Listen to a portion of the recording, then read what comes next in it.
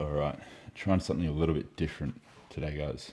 Doing the intro clip at home, so it's just a little bit less stuff to do once I get to the gym, so I can just dive into the session and not have to stuff around too much with the camera when I'm having my pre-workout snack and stuff like that. So, yeah, just about to dive into meal number one, which is, of course, it'll be up by now. By the time you're watching this video, if you have watched the previous video, you would have seen the full day of eating, so you'll know what this is. And I've also mentioned it in other videos, to be honest. It's just my ground chicken breast meal with sauteed vegetables, sauerkraut, nutritional yeast, tomato relish, and then side of rice cakes. And this is part one of meal one. I also have more rice cakes with some jam, and sometimes I throw in some PB2 if I want some peanut flavor added to it. But yeah, roughly, I want to say off the top of my head from memory, it's about 65 grams of direct protein, 100 or 100-ish grams of carbs, and just trace fats, about 5 grams of fat in total. Yeah, back is on the menu today. So once I eat this, I've got a little bit of work to do, a few late client check-ins. I've also got a couple contest prep things to do for clients, and then outside of that, it'll basically, we've got to also go one other place on the way to the gym, but yeah, it'll be basically after that straight to the gym. So Ipswich World Gym, which means I can use a single arm pull down, which I'm excited about. I really do like that machine. But yeah, overall feeling pretty good. We did a bit of a trip to the Sunshine Coast yesterday. I visited one of my clients who's in contest prep at the moment, and we just basically checked in person, caught up with them. I mean, her and her partner, I coach both of them. They're awesome people. So yeah, shout out to them. They even got me a little bit of a gift. They got me my favorite essential amino acids, the Concord Grape Optimum Nutrition. And on top of that too, they got me a Powerhouse Gym tank top. So it was pretty cool. I was not expecting that. It was really nice of them. So I really appreciate them. And yeah, that's pretty much it in a nutshell. It was a big day yesterday though, because I had my usual day of work, check-ins. Thankfully it was a rest day, so I didn't have to train at all, but between work, headed to the Sunshine Coast, it was a solid day. I'd say probably a 12, 13 hour day in total. And so yeah, a little bit of a late feasting, a little bit of late catching up on food yesterday, but still got the job done. Because it was a low day, I didn't have as much to eat, which made it a little bit more convenient, seeing as I had a more condensed time frame to get my food in, my meals in. Because I think by the time we got home, I still would have been about 5,000 steps left for the day to do. So I punched those out and started eating the rest of my food, which was I think about 2 or 3 meals left for the day, around 9 p.m. at night. Got it all done, got to bed at a reasonable hour and got a decent night's sleep. So yeah, started today off strong. I did my morning walk. I got in over half of my daily steps already. I've gone to the grocery store, picked up all the loose bits and bobs that I needed, and yeah, now I'm having breakfast. So not bad at all. One thing I forgot to mention, I'm also taking my morning supplements. I still haven't gone through what all of my medication are at the moment, but I will be in a future video. But my morning medication, I've got empagliflozin. I've got half of my daily dose of my ARB, which is valsartan. And then I've also got eplerenone, which is an alternative to aldactone. So it's just a bit more of a selective version of aldactone. It's a derivative of it. So it's kind of like a refined form of that medication that's a little bit more selective in terms of the receptors that it interacts with. So you don't get the same anti-androgenic effects that you would from aldactone, which is important if you're a bodybuilder. So yeah, I'll take those, and also one of the Inodose digestase. So yeah, again, not trying to flog or beat a dead horse, but the description box down below, there's a link to Inodose's website. If you use my code STATSHOE, it'll save you 10% off at checkout, and it also helps me out, guys. So I do appreciate any support from you all. And yeah, that's pretty much it. So I'll hook into this, and I'll see you guys all at the gym for back and triceps, and maybe some forearms. We'll see. Almost forgot to give you a taste test. because I went a little bit crazy on the spices this morning, so I don't know what it'll be like.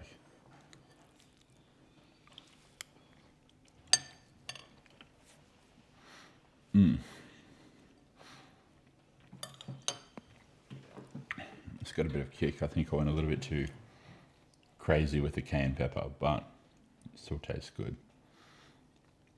And I like spicy food, so yeah, this will go down a treat. Anyway, see you guys at the gym. So same attachment as last week. It's got like a wide parallel attachment. It's not super wide, but it's also not narrow. Kind of like shoulder width, that's probably the best way to put it. And I find if I choose an attachment where it's kind of shoulder width and not further apart or not narrower, I get the best contraction in my back. I can get a decent range of motion still. But if I go too narrow, it shortens the range of motion, which isn't a big deal, to be completely fair. Like if you're losing a bit of range off the shortened end of the movement, it's not that problematic. You just don't want to lose any of the stretch. So if I go too narrow, I lose a bit of range at the peak contraction. And if I go too wide, I just feel like I'm not able to contract my back effectively. So it's kind of like finding that Goldilocks zone. And for everybody, it's going to be different. If you have narrow clavicles or wider clavicles, that'll affect how things feel. I've got slightly narrower clavicles, so narrower grips, like relatively speaking, do feel better for me. But if you're somebody who's got really wide clavicles, really broad shoulders, you might find that wider grip pull downs feel better for you. So there is a bit of specificity unique to you as an individual that you need to kind of factor in, I think.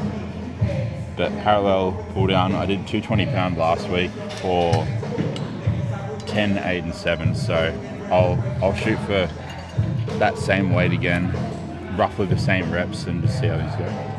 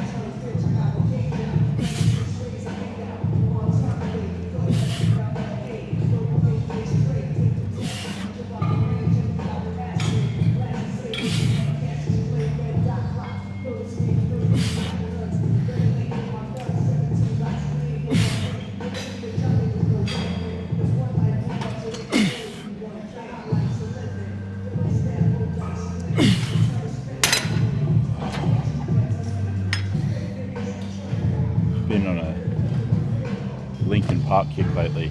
The old Linkin Park, the good Linkin Park. Don't know how old you are, but when I first started listening to Linkin Park, Hybrid Theory had just come out, and that was a real good album. Listening to High Voltage from that album. Good song if you haven't heard it before.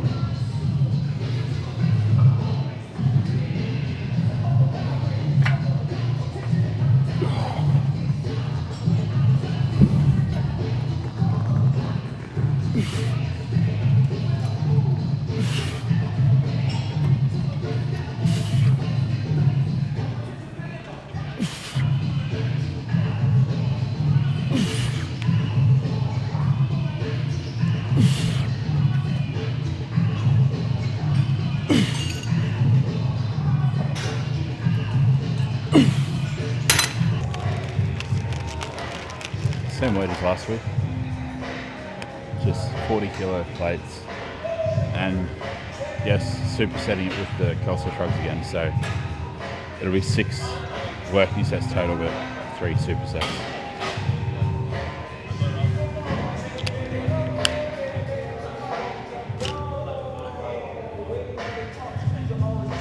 See how these feel this week. feeling optimistic. Let's just say that.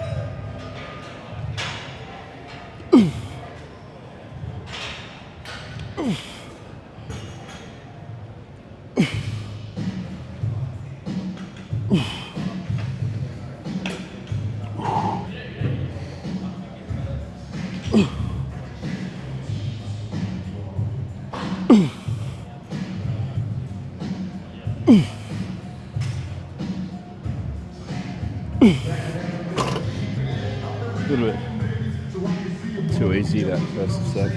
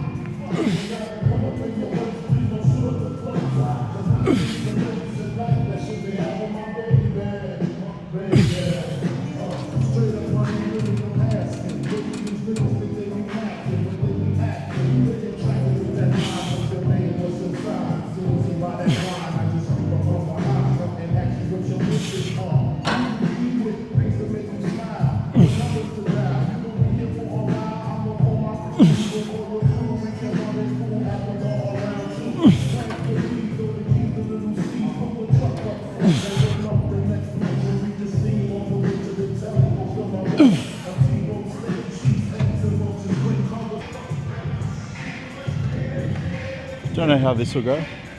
I am, whether you could tell or not, starting to push training a little bit more. So it's feeling good, just listening to my body. So why not? All right.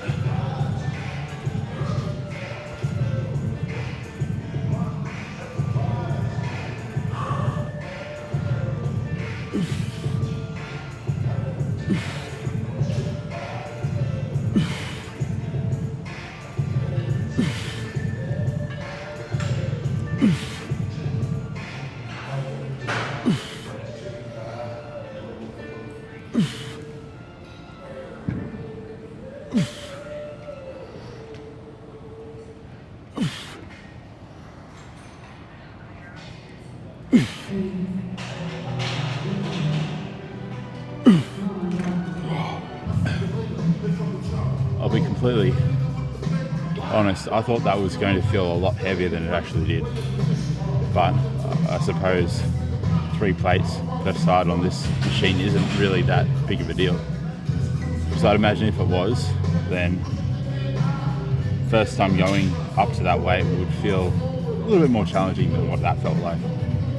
So got one more set of these, 10 to 15 reps again, and then it's on to the tricep work and possibly the delt work. If I don't do the delt work today, I'll just tag it onto tonight's cardio session, or alternatively I'll do like a shoulder forearm session tomorrow. But I'll definitely, at the very least, at the bare minimum, do triceps today, I think. Alright, final set.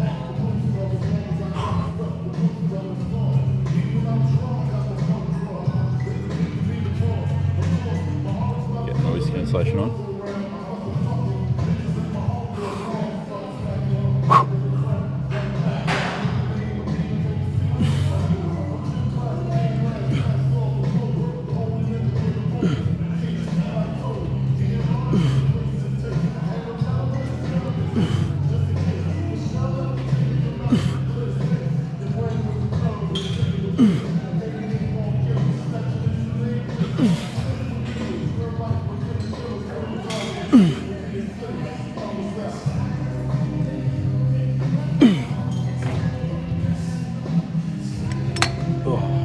Four sets of this.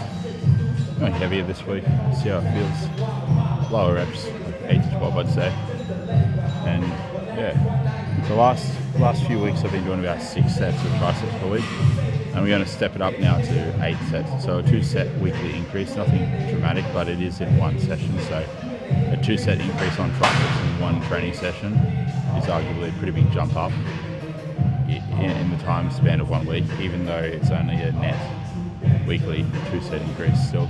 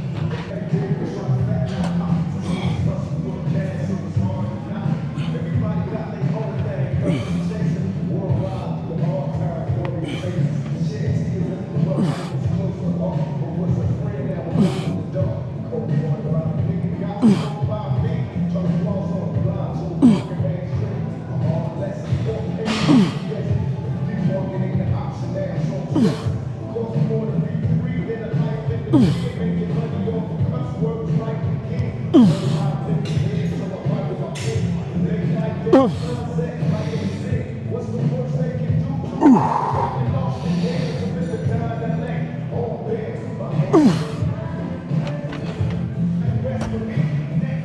are feeling really good today, guys.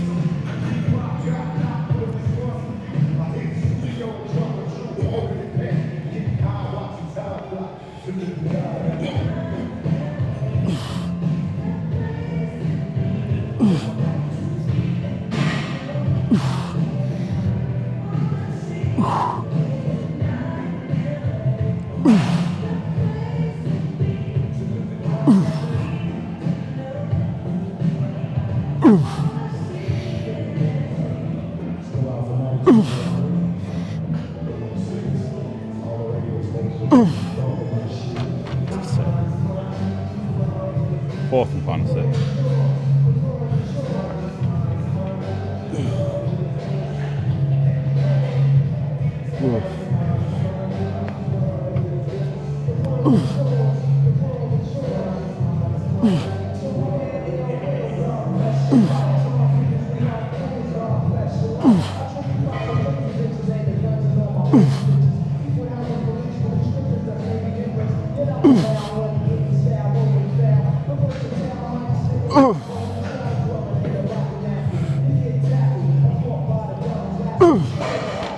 Okay, that should be good. 50 kilo. So doing these instead of the machine extension for a change.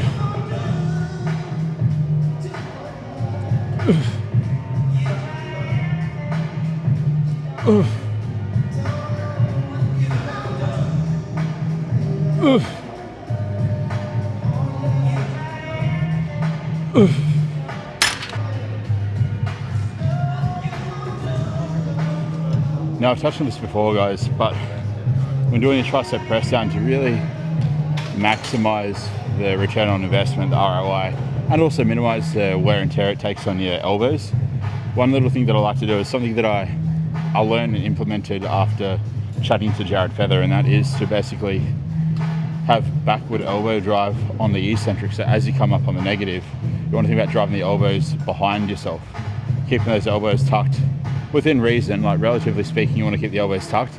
How tucked is going to vary depending on the individual. So if you're a wider individual, if you've got big, thick, meaty lats, you're not going to be able to tuck as much. If you're less developed, say in your first 3 years of lifting, or if you just genetically don't have a very wide back, then you might get away with tucking a lot more. So it's relative, it's all relative.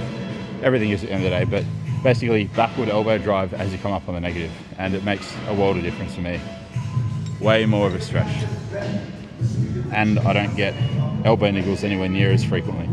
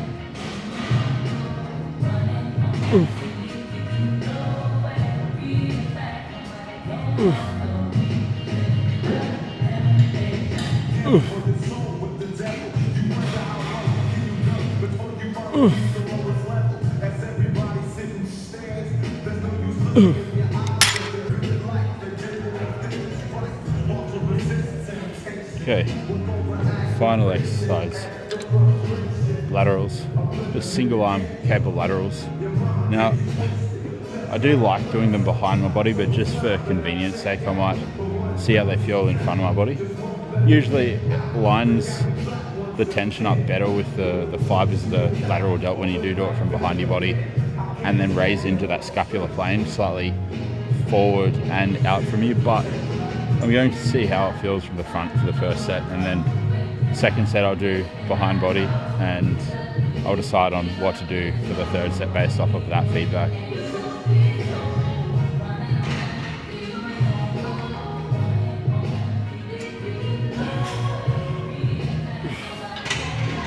A bit too low.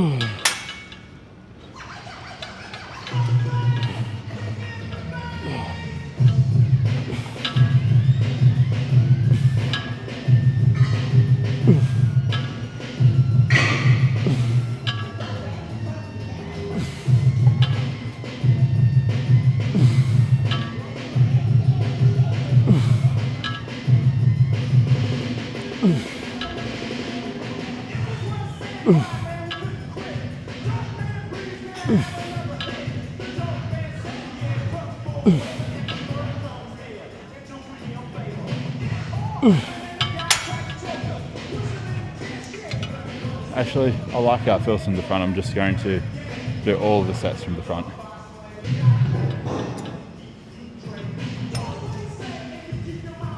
So, Kayla just messaged me.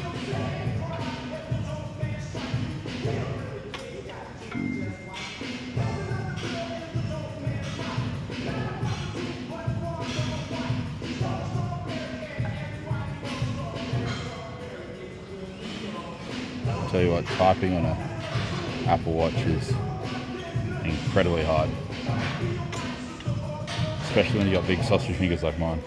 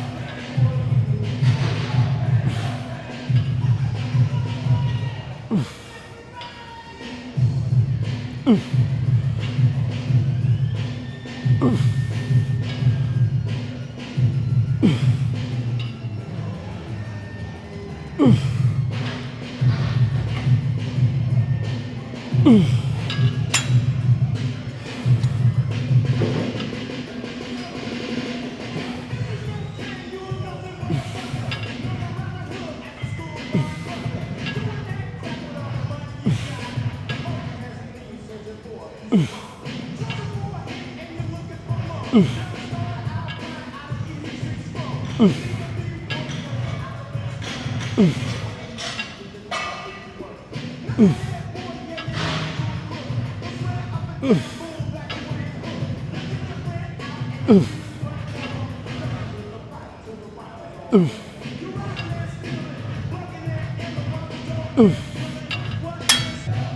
laterals. Two common mistakes I see a lot of people make when they do these, I'd have to say, is one, they get this bending of the elbow while they're performing the lateral raise.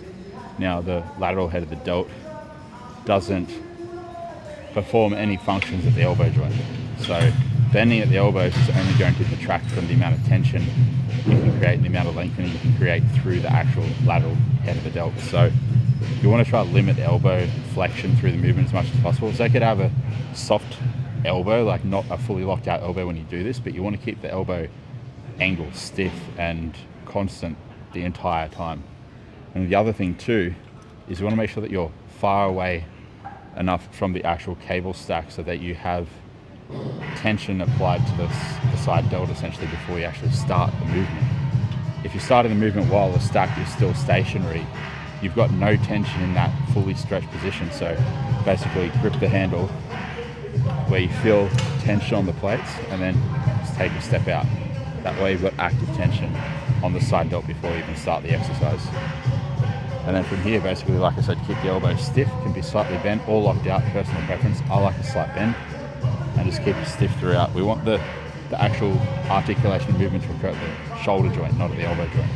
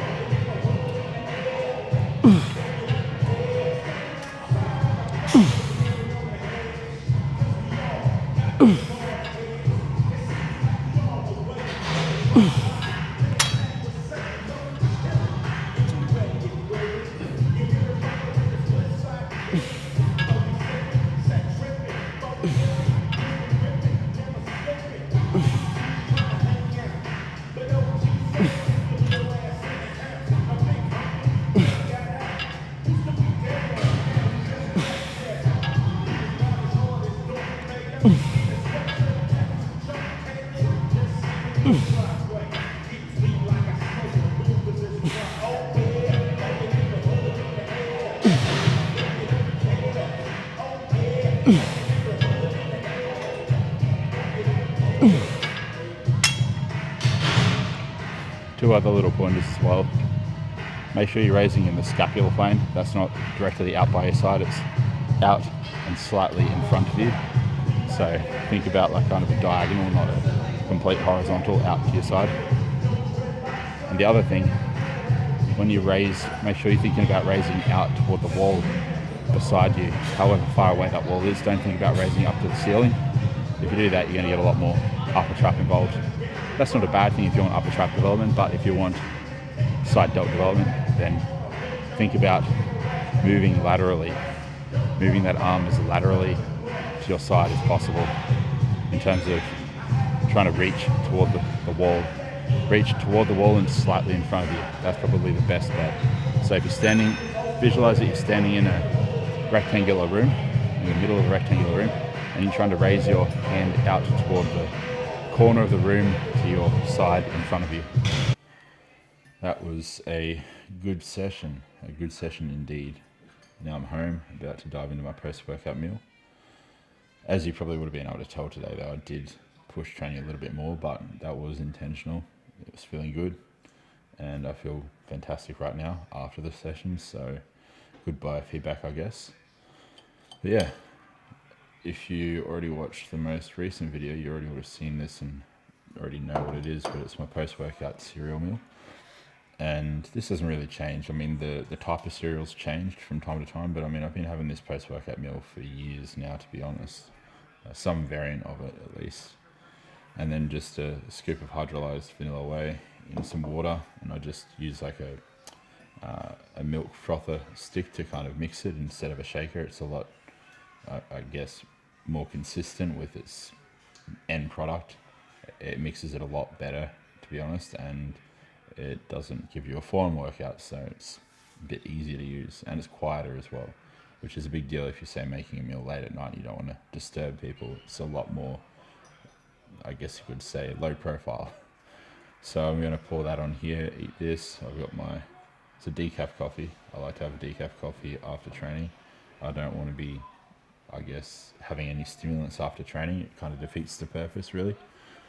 You want to increase your rest and digest state. So basically take yourself from a sympathetic state, fight or flight, which you are in a heavily fight or flight driven state when you're training, into a more parasympathetic state to be able to assimilate the nutrients from your food better. So that's what I'll be doing. Decaf coffee, post-workout cereal. I've got my post-workout supplements. So I've got berberine, I've got nattokinase, and I've got Tudka. And then I've also got a serving of my kidney supplement. So I'm going to take those. I'll also take a Digestate, but the kidney supplement and the Digestate are both from Innodose. So yeah, you can get yours there if you want. Statue for 10% off, and to also put money in my pockets so I'm not homeless and living on the streets. Jokes aside. It does help me out though. And yeah, I'm going to probably watch some YouTube while I eat this. But overall, happy with the session. Looking forward to eating this meal. And yeah, see you guys next time. Now, when it comes to post-workout nutrition, I figure I better touch on this seeing it is a post-workout meal. The reason why I go with the hydrolyzed whey and water over, say, milk, for example, is it just digests better in general. It tastes better, in my opinion, and it's a little bit more quickly absorbed, I guess you could put it. And I mean, unless if you're deliberately trying to slow down the rate of absorption of your post-workout meal, which some people need to do.